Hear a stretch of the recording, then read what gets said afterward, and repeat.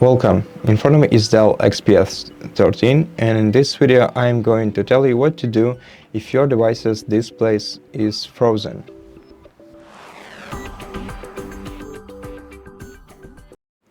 First of all, let's check if your device is frozen fully or partially.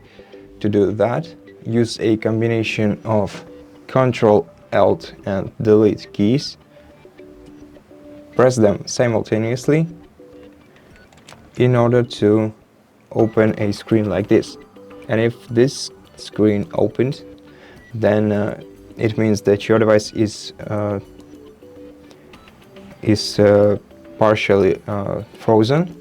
And to unfreeze it, open Task Manager, then right-click on the application that is causing your device to freeze and select End Task, like this. And right now your device should unfreeze. But if it didn't happen and your device has been frozen all the time, then what you have to do is press the power button, which is located on the right corner of the screen, or right edge of your laptop. Press and hold it down until the light on your power button goes off.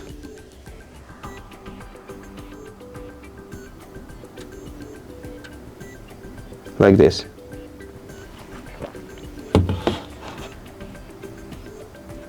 And then you can start your device once again.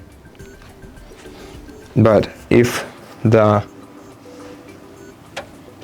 your device didn't stop working when you tried powering it off, then the only thing that you can do is remove the charging cable from your device and let it stay like this for a while until it discharges.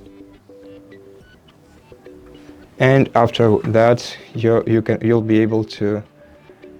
have to plug in your charging cable once again and then try powering your device on. And after that, everything should work fine. And that's it. Thank you for watching this video. If you liked it, consider subscribing to our channel, leave us a like and a comment below, and I'll see you in the next one.